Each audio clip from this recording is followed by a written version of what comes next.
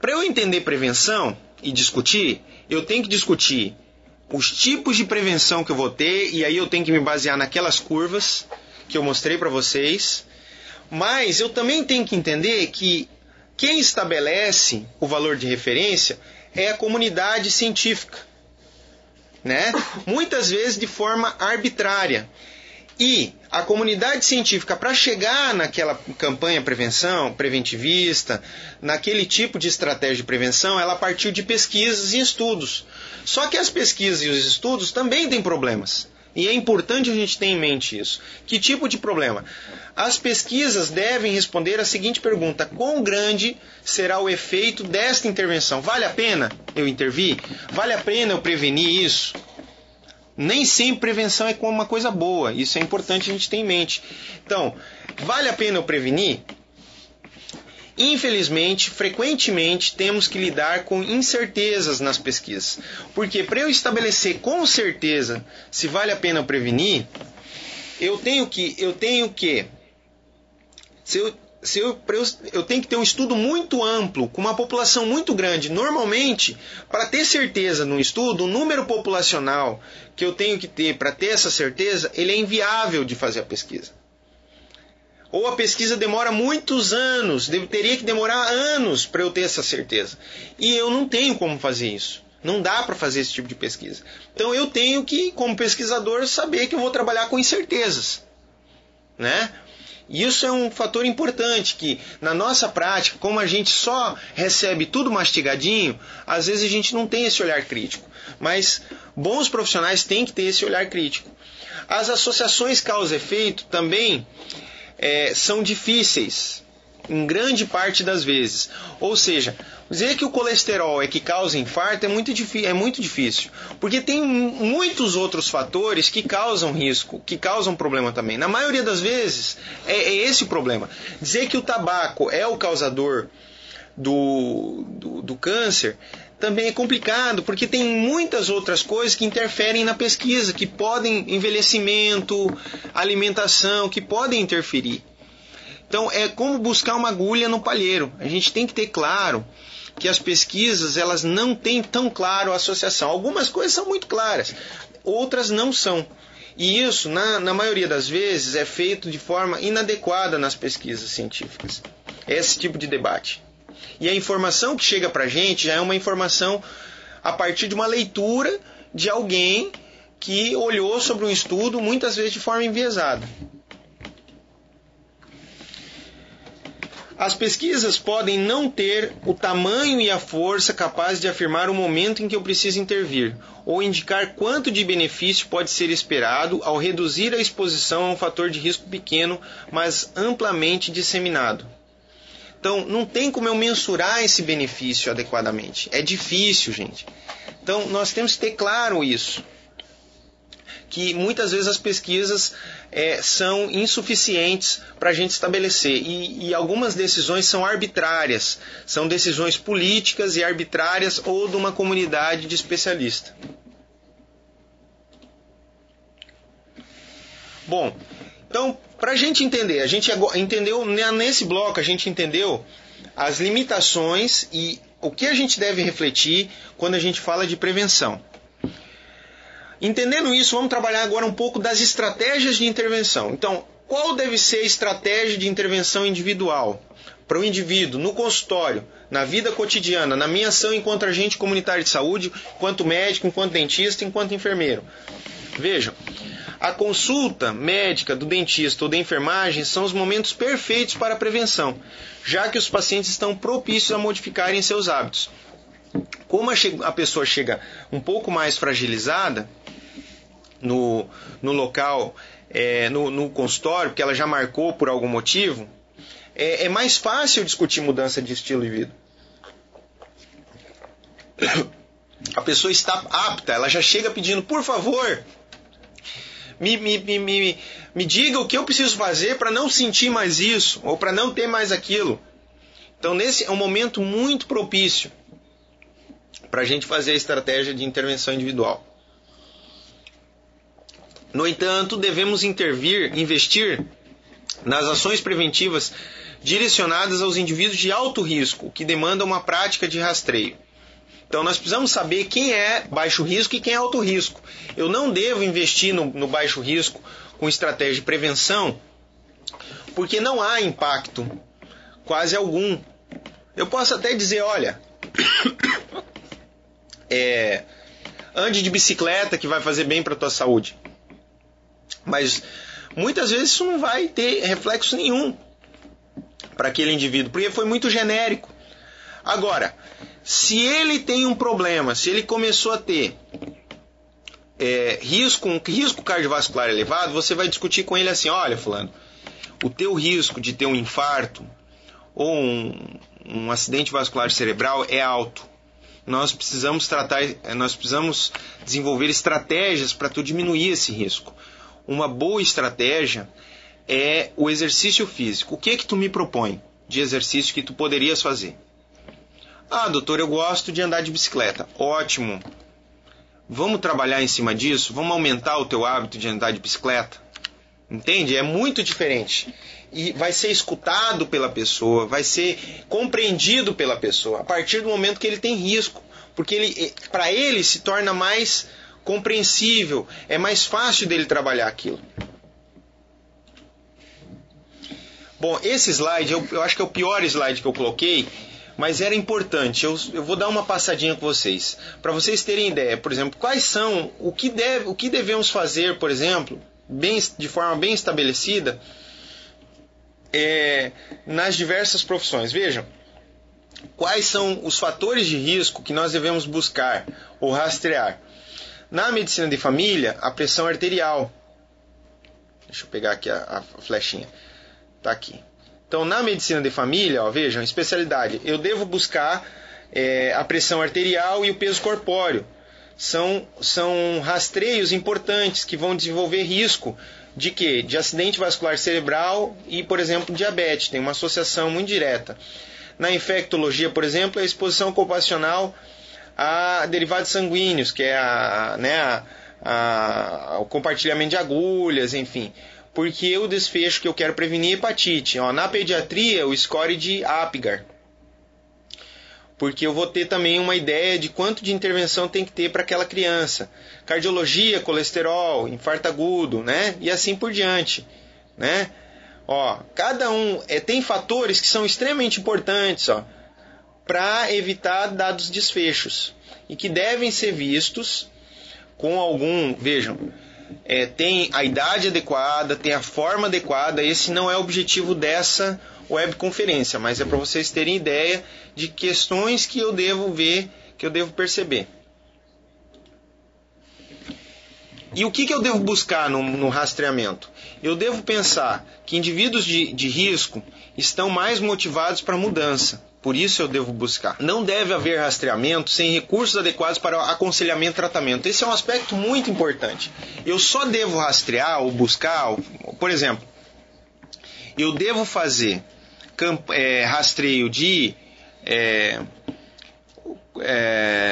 neoplasia intraepitelial, lá o Papa Nicolau. Eu devo fazer Papa Nicolau se as mulheres que eu descobri que derem positivo, eu tenho como tratar. Porque se eu não tiver como tratar, né, o que eu vou estar fazendo com essas mulheres? Eu vou estar falando, olha, você tem câncer, mas o sistema não pode fazer nada para ti. É uma situação que não pode acontecer, né? Então, tudo que eu for rastrear, eu tenho que ter tratamento. Por isso a discussão, por exemplo, da toxoplasmose na gravidez. Eu não tenho um tratamento da toxoplasmose bem testado, bem estabelecido, que mostre eficácia para combater o toxoplasma. Então, por que é que eu busco toxoplasmose na grávida?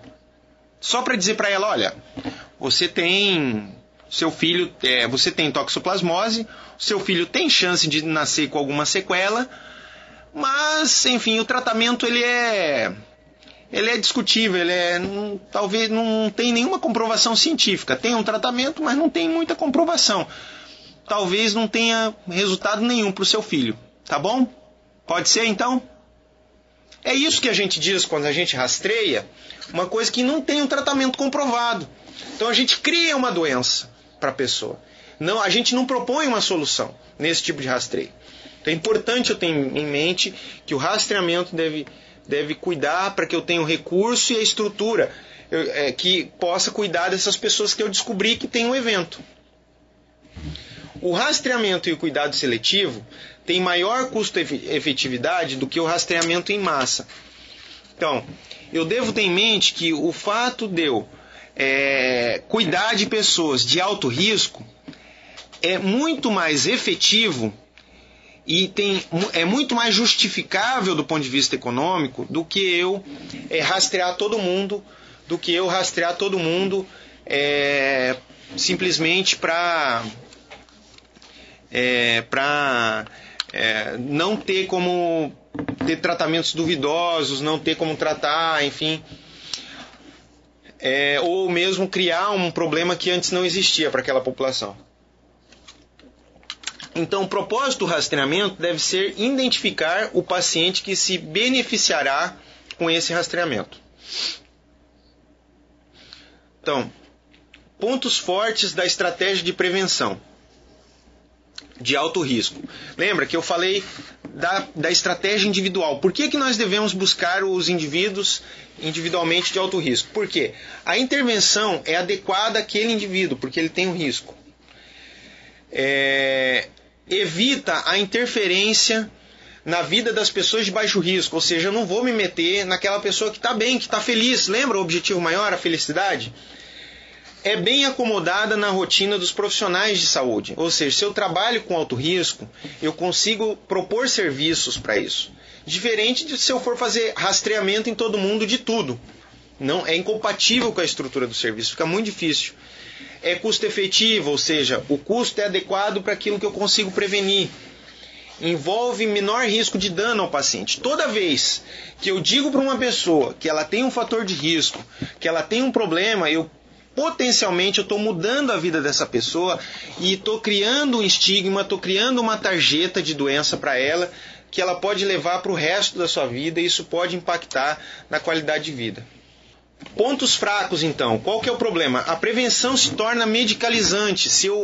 Muita prevenção pode causar dependência ao sistema de saúde, pode causar problemas psicológicos, pode criar uma situação de realmente medicalizadora, de excesso de intervenção.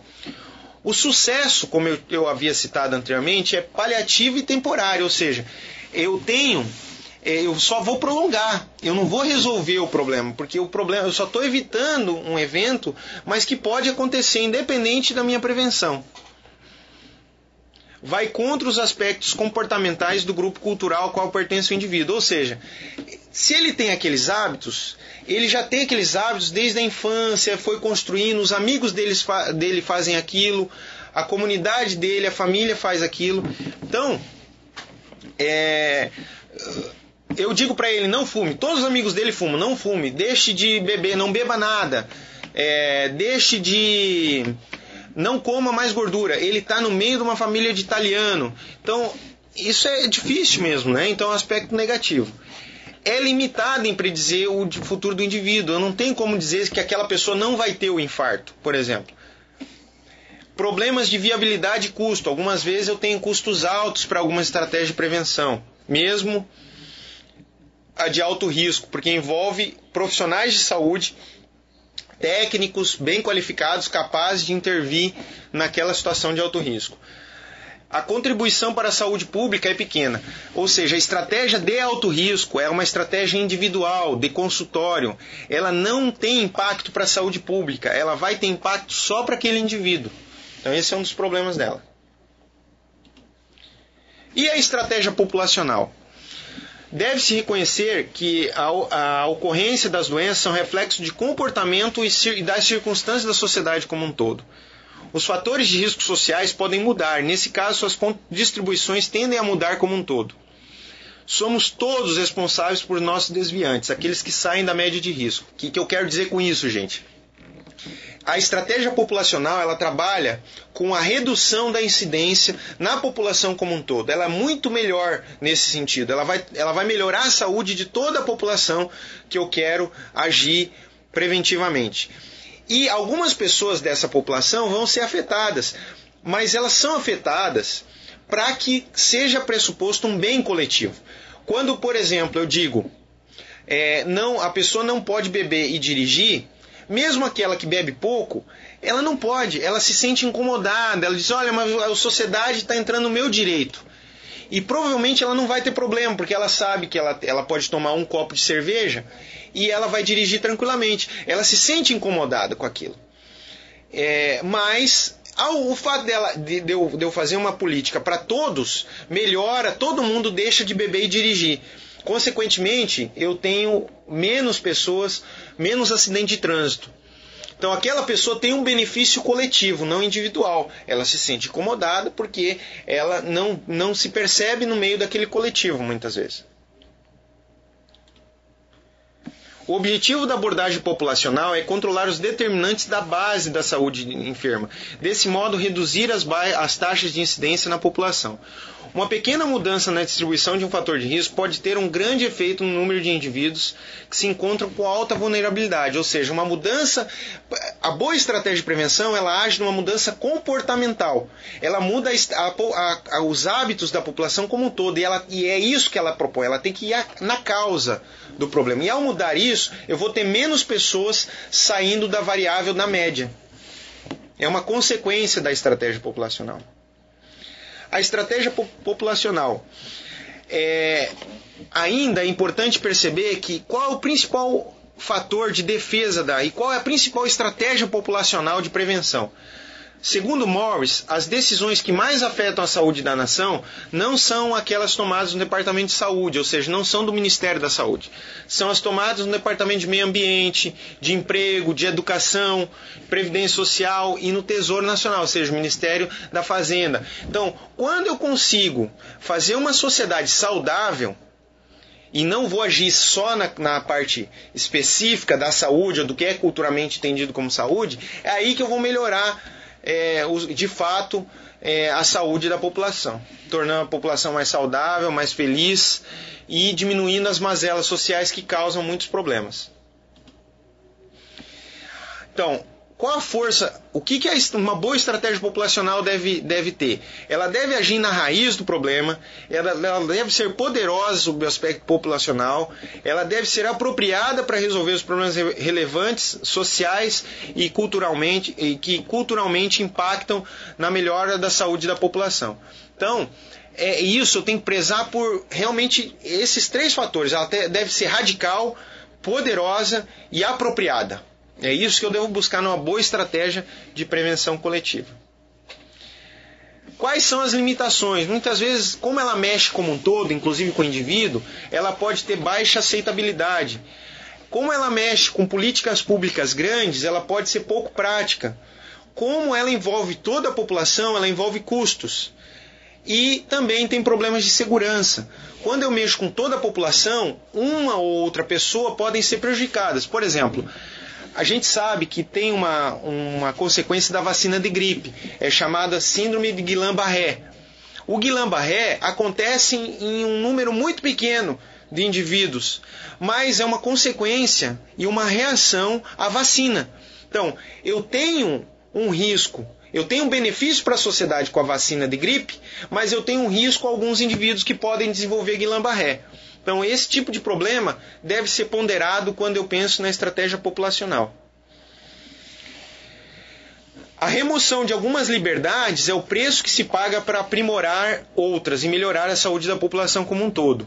Os esforços políticos devem estar focados nos comportamentos das exclusões, ou seja, na educação, na habitação, desemprego, pois influenciam profundamente nos problemas de saúde. Então, gente, aqui para encerrar a web, que eu sei que estendeu um pouquinho, mas para encerrar, para a gente entender, veja, uma boa estratégia de prevenção, ela deve ser, no campo individual, deve identificar os indivíduos com alto risco, ou seja, prezar pelo rastreamento. Já no campo populacional, ela deve identificar os fatores de risco importantes ou relevantes para a comunidade, que têm prevalência. Na base individual, a intervenção somente deve estar focada nos indivíduos de risco, com alto risco. Por isso que a gente fala, por exemplo, aqui o exemplo é colesterol, mulheres a partir de 35 anos, homens a partir dos 35 anos, mulheres a partir dos 45, colo uterino, mulheres, o Papa Nicolau, mulheres sexualmente ativas, câncer de mama, mamografia, mamografia a partir dos 50 anos. Então, eu tenho que prezar pelo grupo de risco, somente os indivíduos com alto risco de desenvolver. Já na base populacional, envolve uma política para redução de risco independente do risco individual. É uma campanha para todo mundo, não é para o indivíduo de alto risco, é para todos. Então, a estratégia de rastreio ela é individual, ela não é populacional. Deve-se avaliar o risco-benefício individualmente. Já na base populacional, o risco e benefício para a comunidade como um todo. Quais são as potências da estratégia individual? Na intervenção individual, eu consigo identificar o indivíduo? Sim, consigo. Eu consigo identificar o indivíduo na intervenção populacional? Não. Não há identificação de indivíduo. Há a melhora dos hábitos como um todo. Há um benefício para o indivíduo na intervenção individual? Grande. Na intervenção populacional, pequeno. Eu vou reduzir os índices como um todo, mas é pequeno individualmente. Há benefício para a população na intervenção individual? Pequeno. Na populacional, um grande benefício para a população. Compreensão dos efeitos daquela política, daquela intervenção. Na individual há uma boa compreensão. Na populacional não há uma boa. É isso, basicamente, que o Jeffrey Vose fala no seu livro. E o que ele enfatiza no final, e o que eu acredito profundamente, é que os determinantes primários das doenças são principalmente econômicos e sociais. Consequentemente, seus remédios devem ser econômicos e sociais. A medicina e a política não podem nem devem estar separadas uma da outra. Nós, enquanto profissionais de saúde, nós devemos incentivar a politização do indivíduo e a busca de uma sociedade melhor. É dessa forma que a gente vai conseguir de fato uma sociedade saudável, feliz, e nós seremos então eficientes nas estratégias preventivas. Eu agradeço a paciência de quem ficou, peço desculpas pelo prolongamento dessa web e agora eu abro para discussão com vocês.